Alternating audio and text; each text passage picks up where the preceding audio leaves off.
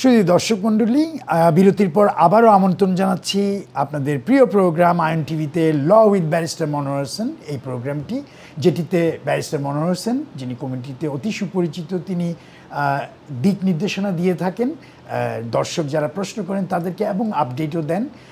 আপনারা দর্শক, আপনারা যারা প্রশ্ন করতে চান, আপনাদের যদি কোনো বিষয়ে, ইমিগ্রেশন বিষয়ে, কোনো অভিবাসন আইন নিয়ে কোনো পরামর্শ চান ওনার কাছে, আমাদের স্টুডিওর টেলিফোন নাম্বার হচ্ছে 0203-515-5788 এটিতে, এবং এটি ব্যারিস্টার মনোয়ার হোসেন প্রতি শুক্রবার এই অনুষ্ঠানটি করে থাকেন, ওনার এই প্রোগ্রামটি, এবং উনি সবাইকে দিক নির্দেশনা দেন।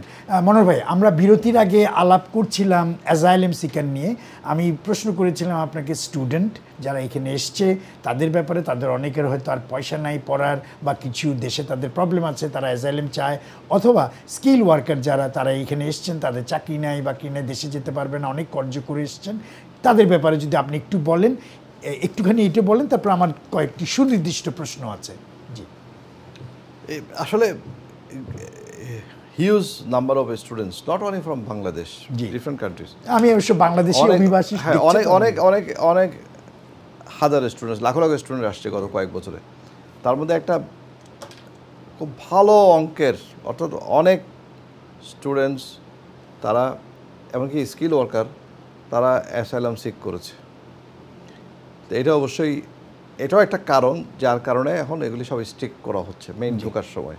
জি, ভিজিট ভিসা থেকে শুরু করে স্কিল ওয়ার্কার, স্টুডেন্ট, সব ভিসাগুলোই, সব সেক্টরেই স্ট্রিক্ট করা হচ্ছে টোটাল নেট মাইগ্রেশনটা কমানোর জন্য। একটার সাথে একটা কিন্তু ইন্টার রিলেটেড। তো স্টুডেন্টরা এসে যখন দেখা যায় কোর্স কমপ্লিট করতে পারছে না, তারপরে স্কিল ওয়ার্কার দেখা যায় তার স্পন্সরের সাথে সে কাজ করতে পারছে না, নতুন স্পন্সরও পাচ্ছে না, কেউকে দেখা যায় পয়সা করে দিয়ে হয়তো ওয়ার্ক পারমিট আসছে, স্টুডেন্ট ভিসা নিয়ে আসছে, পরে দেখা যাচ্ছে সে লেখাপড়া আসলে করছে না, বিভিন্ন কারণে হয়তো তারা বেছে নেয় যে অ্যাসাইলাম সিক করার জন্য। জি, তো এর মধ্যে যে জেনুইন নাই এটা না, এর মধ্যে আবার অনেকের জেনুইন কেস আছে, প্রবলেম আছে, হয়তো সে নিজের জীবন বাঁচানোর জন্য অন্যভাবে নেয়, এসে হয়তো জেনুইনলি স্টুডেন্ট হিসেবে আসছে, অথবা ওয়ার্ক পারমিট নিয়ে আসছে। আসার পরে তার যে চেঞ্জ অফ সার্কামস্টেন্সেসের কারণে, অর্থাৎ তার অবস্থার পরিবর্তনের কারণে দেখা গেলো, অথবা দেশের অবস্থা পরিবর্তন হয়ে গেছে, এদিকে তারও এইদিকে অবস্থা পরিবর্তন হয়ে গেছে, সব কিছু মিলিয়ে হয়তো সে অ্যাসাইলামটা করতে চেষ্টা করছে, কারণ তার অন্যদিকে যাওয়ার পথ নাই। সে সব তো ব্যর্থ হলে, তো হিউম্যান রাইটস অ্যাপ্লিকেশনে ব্যর্থ হয়ে গেলে তার তো দেশে যেতে হবে। জি, তো দেশে যেতে হলে তখন সে তখন এইটা করে লাস্ট রিসোর্ট হিসাবে দেখা যায় অ্যাসাইলামটাকে সে ইয়ে করে। এরকম অনেকেই, কেউ ডোমেস্টিক ভায়োলেন্সের কারণে সিক করে, বিভিন্ন কারণে এটা হচ্ছে। এটা একটা কমন ট্রেন্ড। জি, ধন্যবাদ মনোহর ভাই। তাইলে আমরা বুঝতে পারলাম অ্যাসাইলাম সিকার যারা কীভাবে এখানে ওরা একটা হিউম্যানিটেরিয়ান প্রোটেকশন চায়, বা এই ধরনের কিছু। এখন মনে করেন একজন অ্যাসাইলাম চাইলো, অ্যাপ্লিকেশন করলো, ওটা রিফিউজ হয়ে গেল, তাইলে কী হবে? আপনারা কি করেন আইনজ্ঞর পরামর্শ নিলে, আপনাদের পরামর্শ নিলে? রিফিউজ হলে একটা সিনারিও হচ্ছে আপিলের রাইট দেওয়া হয়। জি। আরেকটা সিনারিও আপিলের সুযোগ দেওয়া হয় না। কাজে এখানে আপিলের রাইট দেওয়া হয়, আরেকটা হলো দেওয়া হয় না। দুই সিনারিওতে আসে। জি। তো এখন আপিলের রাইট কাদেরকে দেওয়া হয় না, প্রথমত ধরি সেটা। জি, তাদেরকে দেওয়া হয় না, এটা আমরা বলি সেকশন 94 আন্ডার সার্টিফিকেশন বলা হয় ম্যানিফেস্টেডলি আনফাউন্ডেড, অর্থাৎ তার কেসটা এত বেশি ভিত্তিহীন যে তাকে অ্যাসাইলাম দেওয়া যাবে না। অর্থাৎ তার কেসে কোনো গুণাগুণ নাই, মেরিট নাই, সত্যতা নাই, ইত্যাদি ইত্যাদি। এইসব কারণে দেখা যায় তারা আপিলের সুযোগ দেয় না, সার্টিফাই করে দেয়, বলে যে তুমি অন্য কোনো ক্যাটাগরিতে অ্যাপ্লিকেশন করতে চাইলে তুমি করতে পারো, যদি তুমি কোয়ালিফাই করো, otherwise you have to leave this country, নাহলে তুমি ইলিগেল হবা, তোমার বিরুদ্ধে এনফোর্সমেন্ট অ্যাকশন নেওয়া হবে, ইত্যাদি ইত্যাদি। এইভাবে তারা ওয়ার্নিং দেয়। সেরকম সিনারিওতে আমরা কি করব? জি, এখন going back to the scenario যেখানে আপিলের রাইট দেওয়া হয়। জি, যখন আপিলের রাইট দেওয়া হয় তখন তার অন্য কোনো চয়েস থাকে না, হয় তাকে চলে যেতে হবে, আর নাহলে আর যদি সুযোগ থাকে সে অন্য কোনো যদি সুইচিং যদি থাকে, কারণ অনেকে আবার ভিসার জন্য অ্যাপ্লিকেশন যখন তার যে ভিসা নিয়ে আসছে সেই ভিসাটার সেকশন 3C অনুযায়ী টেকনিক্যালি কন্টিনিউশন হয়, জি জি, প্রোভাইডার সেখানে বেল সেল এবং অন্যান্য রিকোয়ারমেন্টগুলো যদি তার উপরে ইম্পোজ না হয়, জি, তখন সে তো স্টিল একজন স্টুডেন্ট অ্যাসাইলাম সিক করে সে স্কিল ওয়ার্কার যেতে পারে বাই দ্য টাইম তার কোর্স কমপ্লিশন, তার অন্যান্য রিকোয়ারমেন্ট মিট করছে, কিংবা একজন স্টুডেন্ট সে আবার ফার্দার কোর্সে ভর্তিও হইতে পারে, অথবা একজন মানে ওই সময়টা যে স্ট্যাটাস ছিল ওইটাই থাকে, অথবা একজন অন্য স্ট্যাটাস থেকে তার বিয়ে সাথে স্ট্যাটাসে যেতে পারে, অনেক কিছু যেতে পারে এই দেশে সেটেল কারোর সাথে বিয়ে করবো, সেগুলি একটা জিনিস। আর যে আদারওয়াইজ সে যে আপিল করবে, হ্যাঁ, আপিল করে সে আপিলের রুটে চলে যাবে। আপিলের রুটটা আপিল কতটুকু পর্যন্ত যেতে ওটা আপিলের ওটা তো অনেক কোর্ট আপিল পর্যন্ত যাওয়া যায়, সুপ্রিম কোর্ট পর্যন্ত যাওয়া যায়। আচ্ছা আচ্ছা, ডিপেন্ড করে এটা কতটুকু গিয়েছে, কোথায় গিয়েছে, মানে আপিলের কোন ধাপ পর্যন্ত গেছে, এটা অনুযায়ী এটা অনেক উপরে কোর্টেও যাওয়া যায় এবং এটা অনেক টাইম ফ্যাক্টর।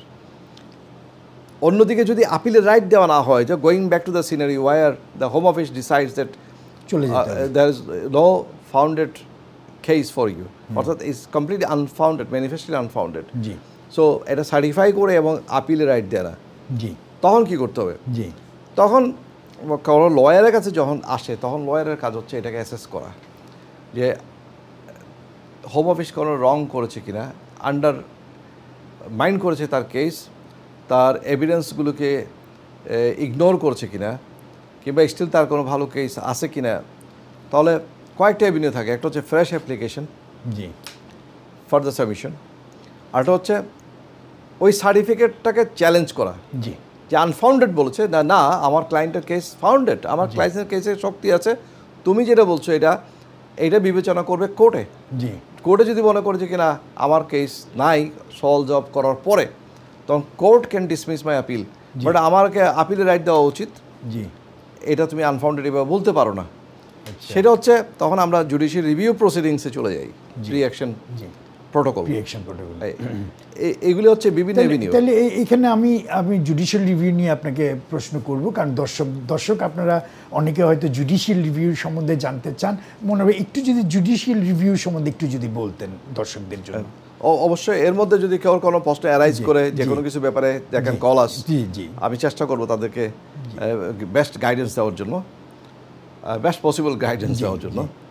আর জুডিশিয়াল রিভিউ হচ্ছে ইজ কমপ্লিটলি ডিফারেন্ট প্রসিডিংস, এটা হচ্ছে একটা is a matter of civil litigation basically, public law এটা হচ্ছে এরিয়া। সেটা হচ্ছে একটা public authority home office prejudice করছে আমার ক্লায়েন্টকে, যার decision is irrational, procedurally impropriety, unreasonableness, breach of human rights, irrationality, এগুলি আনফেয়ারনেস ইত্যাদি ইত্যাদি বিভিন্ন গ্রাউন্ডে অথবা ওয়ান অফ দ্য গ্রাউন্ডস এরকমের মধ্যে আমরা এটাকে পিক আপ করি, করে যদি দেখি এরকম একটা গ্রাউন্ড আছে যেন আমরা we can put forward judicial review, যে ঠিক আছে তুমি বলছো আনফাউন্ডেড। জি, যে এখন অনেক সময় দেখা যায় হোম অফিস প্রথম প্রিএকশন করার পরেই, অথবা প্রিএকশনেও যদি এগ্রি না করে, প্রিএকশনে দেখা যায় এগ্রি করে আপিল রাইট দিয়ে দেয়, আবার রিকনসিডারেশন করে, আবার যদি সেটাও না হয় then we proceed with the filing the proceedings basically. এই ক্ষেত্রে কি মনে হবে, যদি মনে করেন জুডিশিয়াল রিভিউতে আপনার ক্লায়েন্ট যদি আশা করি হয়তো জিতবে, মনে করেন হারলো, বা যদি হোম অফিস হারে, ওরা কি ওদের যে ফিসগুলো দিতে হয় বা সব কিছু কোর্ট কস্টগুলো বিয়ার করতে হয়? অবশ্যই হোম অফিস যদি, যদিও আপনার ক্লায়েন্ট যেই হবে সে, আমার ক্লায়েন্ট হারলেও তার কিছু কস্ট তার উপর আসে, জি, এটা রিজনেবল অ্যামাউন্ট, বাট হোম অফিসকে আরও বেশি দিতে হয় যদি হোম অফিস যদি লুজ করে। এমনকি কনসেন্ট অর্ডারও দেখা যায় বেশিরভাগ সময় তারা বলে যে ঠিক আছে তুমি কেস উইথড্র করো, জি, আমরা রিকনসিডার করছি। রিকনসিডার মানে দেওয়া না, বাট দেখা যায় কস্ট এগ্রি করে। আমি তো দেখেছি আপনার অনেকগুলো ক্লায়েন্ট আপনি জুডিশিয়াল রিভিউ করে আপনার পাশে ওরা, এগুলি তো ধরেন এগুলি হার্ড ওয়ার্ক করতে হয় লয়ারদেরকে, এবং এটা খুব ডেভোটেডলি কাজ করতে হয়। Judicial review is a very specialised area of law, এবং এটা মনে রাখতে হবে জুডিশিয়াল রিভিউ করতে জায়গায় যেন আমরা কোনো লয়ার হিসাবে অ্যাবিউজ অফ প্রসেস না করি। এই যে judicial review as a weapon, we cannot just misuse it. জি, যেমন আমরা কোনো ক্লায়েন্ট কে কালকেই প্লেনে তুলে দেবে। এখন জুডিশিয়ারি আমার কোশ্চেন ছিল এখানে বেইল নিয়ে আমি কথা বলছিলাম। যদি বেইল এবং রিমুভাল নিয়ে কথা বলি, বেইল সম্বন্ধে একটু বলেন প্রথমে। মনে হয় বেইলটা জি বেইল দেখেন, বেইলটা কিন্তু আগে বলা হতো এই in most cases temporary admission. জি, যেমন যখন কাউকে অ্যারেস্ট করার পরে অথবা কেউ অ্যারেস্টেড হয়ে গেল, জি, তাকে টেম্পোরারি অ্যাডমিশন দিয়ে দিত। বা রেস্টুরেন্ট থেকে কাউকে ধরলো বা বলে কি ঠিক আছে তোমাকে টেম্পোরারি কাজের জায়গা থেকে। তুমি রিপোর্টিং করবা। কোর্ট থেকেও আমরা দেখালো কেউ অ্যারেস্ট হলো, ডিটেইন হলো, কোর্ট থেকে আমরা বেইল করলাম।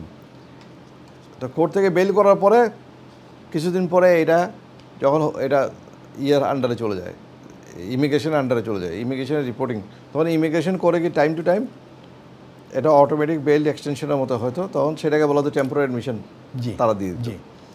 সব জিনিসে কি নাম পরে এক সময় বেশ কয়েক বছর আগে হোম অফিস নিয়ম করলো যে এখন টেম্পোরারি অ্যাডমিশন আর তারা বলবে না, তারা বলবে বেইল।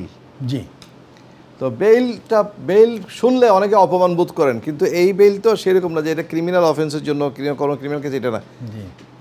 কেউ যদি তার অ্যাপ্লিকেশন ভুলে এটা হয়তো সে দেরি করে করছে, অটোমেটিক বেইলে চলে যায়। তখন তাকে বলে ঠিক আছে আমরা তোমাকে এখন আপাতত পাঠাচ্ছি না, তুমি কেস ফাইট করতেছো, তবে আমি তোমাকে বেইলে রাখলাম। বেইলটা হচ্ছে তুমি এই কন্ডিশনগুলি মানবা যে এই অ্যাড্রেসে আসো, থাকবা, অ্যাড্রেস চেঞ্জ হলে আমাদেরকে জানাবা এবং তুমি এই 15 দিন পর অথবা 1 মাস পর তুমি আমাদেরকে রিপোর্ট করবা, ইত্যাদি ইত্যাদি। জি, তো কাজেই এখানে বেইল মানে এটা না যেমন পুলিশে যেমন একটা বেইল দেয় কারোর বিরুদ্ধে, যখন কাউকে যখন অ্যারেস্ট করা হয়, রিমান্ডে নিয়ে গেলে যেটি হয়, তখন বলে যে ঠিক আছে তোমাকে বেইল দিলাম, তুমি এইটা করবা না, এটা করবা না, এটা করবা, এটা করবা, 3 মাস পরে আবার দেখা করবা, এটাকে বলে পুলিশ বেইল। জি, সেটা ক্রিমিনাল অফেন্স সাসপেক্ট করে, সেই জন্য কোনো একটা পরে তারা ডিসিশন নেয় যে চার্জ করবে কি করবে না, সেটা এক ধরনের। বাট এটা ইমিগ্রেশন বেইলটা কমপ্লিটলি ডিফারেন্ট। তো এই বেইলটা দেওয়া হয়, এটাকে বলা হয় সেক্রেটারি অফ স্টেটস বেইল। আচ্ছা আচ্ছা, অর্থাৎ হোম অফিসের বেইল। জি, তো এখন তারা যদি বেইল না দেয়, কাউকে ডিটেইন করে, তখন আমরা কোর্ট থেকে নিই, সেটাকে বেইল বলা হয়। জি, এখন এই বেইলটাই কিন্তু এখানে একটা ট্রিকি ভূমিকা পালন করে। যেমন কেউ একটু ওভারস্টেয়ার হয়ে গেল, বলে যে তোমাকে বেইলে দিলাম, কেউ একটু এদিক সেদিক গেলো, বলে বেইলে দিলাম। তো এইদিকে স্কিল ওয়ার্কার, তারপরে এই আরও কয়েকটা ক্রাইটেরিয়াতে বলে দিছে যে বেইল থাকলে এটা ডিসকোয়ালিফিকেশন হয়ে যায়, ওইটা সুইচিং করা যায় না। আচ্ছা, যেন একজন স্টুডেন্ট কোনো কারণে, অথবা একজন গ্র্যাজুয়েট ভিসাওয়ালা একজন ইয়াং লোক দেখা গেলো সে কোনো কারণে বেইলে চলে গেছে, তাকে বেইল দিয়ে দেওয়া হয়েছে, যদিও তার কেস চলছে, হয়তো কোনো জায়গায় আপিল চলছে, তো এই বেইল শব্দটা তার জন্য প্রবলেম করতে পারে তখন সুইচিংয়ের ক্ষেত্রে। কারণ ক্রাইটেরিয়া আমরা কি এটাকে গুড ক্যারেক্টারের ওই জায়গায় না, ওইটা good character nothing to do this one, but এটা একটা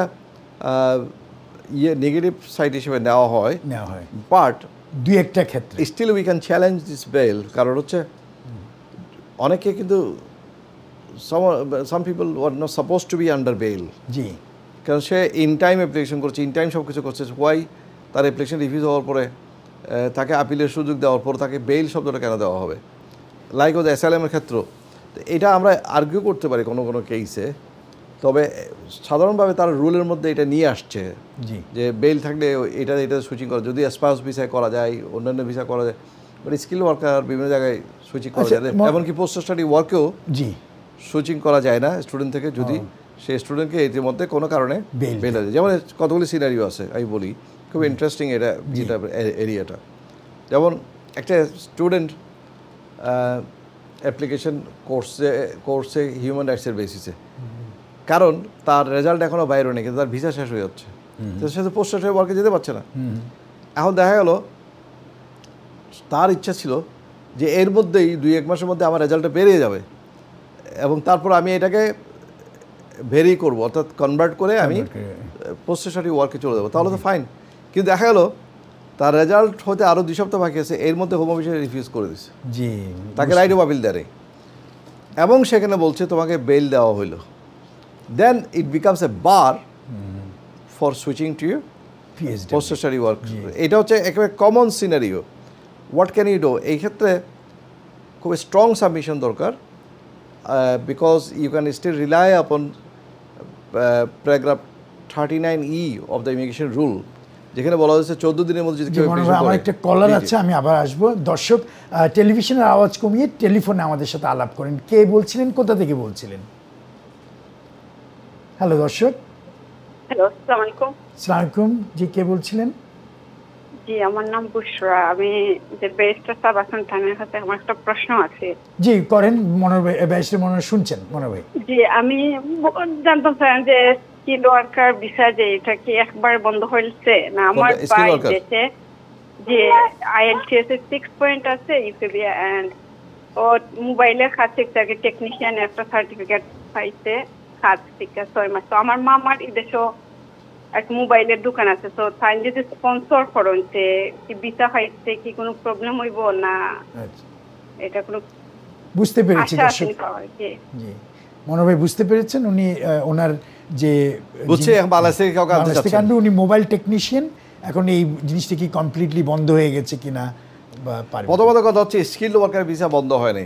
দ্বিতীয়ত কথা হচ্ছে যদি উনি এটা গ্র্যাজুয়েট লেভেল জব হয়, উনি যদি মনে করেন যে মোবাইল ফোন কিংবা ইঞ্জিনিয়ার জবটা এটার স্পেসিফিকেশন হচ্ছে এটা ডিগ্রি লেভেলের জব হইতে, ওনার যে এক্সপার্টিস আছে, ওনার যে ডিগ্রি থাকতে পারে কোনো কথা নাই, ওনার এক্সপিরিয়েন্সের বেসিস করে স্টিল উনি অ্যাপ্লিকেশন করতে পারেন যদি এখান থেকে স্পন্সরশিপ ইস্যু করে।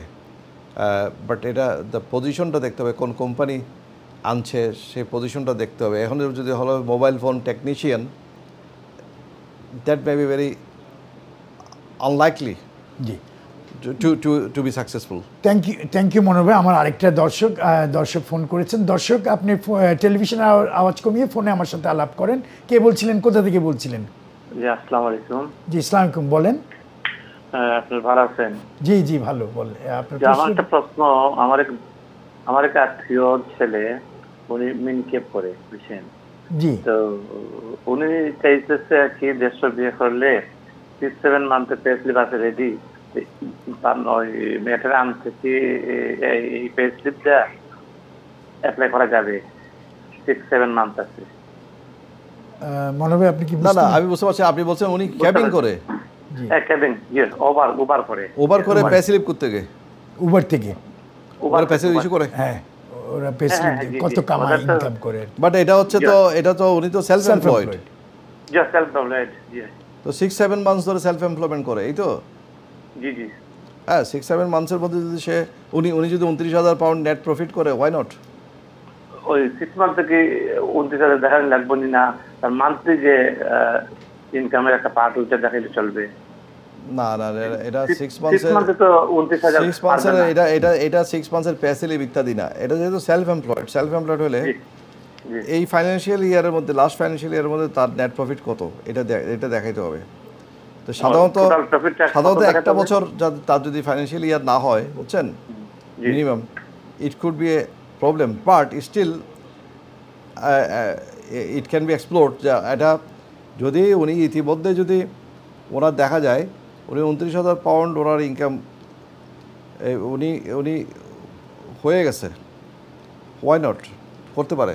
অথবা 6 মান্থসের মধ্যে যদি তার 14,500 ইনকাম হয়, জি, স্টিল হি ক্যান ট্রাই। 14,500 যদি হয়ে যায়, তার যেহেতু 29,000 তার 1 বছরের ইনকাম হবে, প্রজেক্টেড ইনকাম, তো সেভাবে ফাইন্যান্সিয়াল এস্টিমেশন দিয়ে অ্যাকাউন্টসগুলো প্রপারলি সাবমিট করলে। দর্শক, আমার মনে হয় আপনি যদি আইনজ্ঞর পরামর্শ নেন এবং পরামর্শ নিয়ে আপনি যিনি আপনার সলিসিটার বা ব্যারিস্টার হবেন, ওনারা আবার আপনাদের যেহেতু সেলফ এমপ্লয়মেন্ট করেন, ওদের অ্যাকাউন্টেন্ট থেকে যে কাগজপত্র ওগুলো করলে আমার মনে হয় না কোনো প্রবলেম হবে। আপনারা ট্রাই করেন। মনোর ভাই, আমার যেটি আপনি বলছিলেন যে আমরা বেল নিয়ে কথা বললাম, আমরা যদি একটু রিমুভাল নিয়ে কথা বলি, যেটি আপনি আপনার অভিজ্ঞতা আছে, আপনি অনেককে একদম প্লেনের থেকেও বের করে এনেছেন। তো এটিকে আমরা আগে বলতাম ডিপোর্টেশন, এখন আপনি রিমুভাল বলে। তো আপনি এই ব্যাপারে ডিপোর্টেশন এখন আছে, যারা ক্রাইম করে তাদের জন্য ডিপোর্টেশন আছে।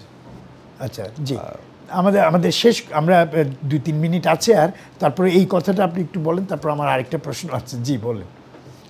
রিমুভাল তো ধরে রিমুভাল করে অনেকে অ্যারেস্ট করা হয়, ডিটেন করা হয়, দেওয়া বলে যে আমি রিমুভাল ডাইরেকশন দেবো, প্লেন করে দেবো, তাকে কোনো আপিলের রাইট নাই, কিছু নাই, তখন তাকে অবশ্যই লিগ্যাল অ্যাডভাইস নিয়ে তাকে কাজ করতে হবে, জুডিশিয়াল রিভিউতে যেতে হতে পারে, অথবা ফার্দার সাবমিশনে যেতে হতে পারে, ফার্দার রিপ্রেজেন্টেশনে যেতে হতে পারে, অর প্রিঅ্যাকশন, অনেক কিছুই। তবে প্রিঅ্যাকশন অনেক সময় আমাদের করতে হয় না, যদি দেখা যায় না 2 দিন পরেই তার ফ্লাইট, জি, তখন প্রিঅ্যাকশনে না গিয়ে তখন ডাইরেক্ট অ্যাকশনে যেতে পারে। বাট লয়ার অ্যাসেস করবে ফার্স্ট যে এই কেসটা স্ট্রং এনাফ কিনা, আদারওয়াইজ লয়ারের এগেনস্টে ফাইন হয়ে যাবে যদি কোর্ট জুডিশিয়াল রিভিউর কেসকে শুধু মিসইউজ করা হয় just to stop the flight. তো you have to be very careful, সেইভাবে কেসটাকে প্রেজেন্ট করতে হবে। এবং রিভিউয়েবল হইলেই যে চোখ বন্ধ করে জুডিশিয়াল রিভিউ করে দিল, করে দিল, এটা কিন্তু লয়ারদের জন্য অনেক ডেঞ্জারাস যদি লয়ার যদি প্রপারলি এটাকে অ্যাসেস না করে। মনে হয় আমরা শেষ করার আগে আপনাকে প্রশ্ন করার একটা আপনাকে কিছু বলবো কনক্লুডিং রিমার্কস, বাট তার আগে একটা ছোট্ট প্রশ্ন যেটি আমাকে অনেকে প্রশ্ন করেন, একটি প্রশ্ন যেরকম যে অনেকে আবার বিয়ে করতে চান, এটা ছেলে হোক, মহিলা হোক আর পুরুষই হোক, অনেকের বিবাহ ওদের সম্পর্কটা ভালো হয় নাই, ওজন্য ভেঙে গেছে, তারা কি করতে পারে শর্টকাটে বলবেন? অথবা অনেকে আছেন যে আবার দ্বিতীয় বিয়ে করেছেন ছেলেদের ক্ষেত্রে, এই ক্ষেত্রে বাংলাদেশে গিয়ে অনেকে আমাকে প্রশ্ন করেন, আমি বলছি আমি লয়ারকে আজকে প্রশ্ন করবো। জি, একটা ওয়াইফ থাকলে আরেকটা ওয়াইফকে তারা ইন্টিগ্রেন্স দেবে না। জি, কারণ পলিগামাস ম্যারিজ, দ্বৈত ম্যারিজ এই দেশের আইনে এটা গ্রাহ্য না। বাংলাদেশের আইনে ইসলামিক কান্ট্রি আছে, বিভিন্ন দেশে আছে যেখানে একাধিক বিয়ে নিয়ম আছে অ্যাকসেপ্টেবল, সেই দেশের নিয়ম অনুযায়ী। কোনো কোনো দেশে আছে স্ট্রিক্ট প্রসিডিউর যে না, ফার্স্ট ওয়াইফের পারমিশন ছাড়া বিয়ে করা যায় না, সেকেন্ড ওয়াইফ করা যায় না। তো এটা হয়তো বাংলাদেশের লতে এটাকে অ্যাকসেপ্টেবল, কিন্তু কথা হচ্ছে বটম লাইন ইজ একটা ওয়াইফ যদি এখানে অলরেডি থাকে ভিসা নিয়ে, তখন ওই সেকেন্ড আরেকজন ওয়াইফকে এখানে ভিসা দেয় না, নাম্বার 1। নাম্বার 2 হচ্ছে স্টিল তারা দেখবে সেকেন্ড যে বিয়েটা হয়েছে এই বিয়েটা লফুলি হয়েছে কিনা, বাংলাদেশের আইন অনুযায়ীও লফুল হয়েছে কিনা সেটাও তারা দেখবে। Thank you. এখানে আরেকটি ছোট্ট প্রশ্ন আমাকে আরেকজন মহিলাও করেছিলেন যে ওনার ডোমেস্টিক ভায়োলেন্সের শিকার হয়েছিলেন, পরে ওনারা এখানে ওনার সাথে ওই হাজব্যান্ডের আর কিছু নেই, উনি এখন দেশের থেকে বিয়ে করে আনবেন একজনকে, ওনার একজন হাজব্যান্ড। হ্যাঁ, ওয়াই নট ওনাকে হয় ইনকাম থ্রেশহোল্ড মিট করতে হবে, অথবা এক্সেপশনাল ওই যে কেয়ার অ্যালাউন্স অথবা বিভিন্ন ধরনের অ্যালাউন্স, ডিজেবিলিটি অ্যালাউন্স, এইগুলি পেলে 29,000 রিকোয়ারমেন্ট থেকে মুক্তি পাবেন। কিন্তু তাকে স্টিল তার হাজব্যান্ড কিংবা ওয়াইফকে আনতে হলে ইট ডাজন্ট ম্যাটার উনি কি ডোমেস্টিক ভায়োলেন্সের কারণে পেয়েছেন না কীভাবে পেয়েছেন এই settlement, but still income threshold তাকে মিট করতে হবে, এবং তার যাকে আনবে তার ইংলিশ ল্যাঙ্গুয়েজ রিকোয়ারমেন্ট মিট করতে হবে। ধন্যবাদ মনোহর, আপনি বরাবরই খুব সুন্দর করে বলেন। আমি আর আপনার কনক্লুডিং রিমার্কস নিতে পারছি না, আমার যেহেতু শেষ করতে হচ্ছে, টাইট শিডিউল। দর্শক আপনারা এটি দেখবেন, এবং ল উইথ ব্যারিস্টার মনোহর হোসেনের এই প্রোগ্রামটি আপনারা মানুষকে বলবেন, যারা কালকে পরশু দেখবেন টিভিতে তারা এটি আরেকজনকে ফরওয়ার্ড করে দিন, তাইলে অনেকে উপকারিত হবে। এবং দর্শক আবারও ইনশাল্লাহ সামনের শুক্রবারে আসবো আমরা, আমাদের প্রোগ্রাম দেখবেন। ধন্যবাদ আজকের মতো।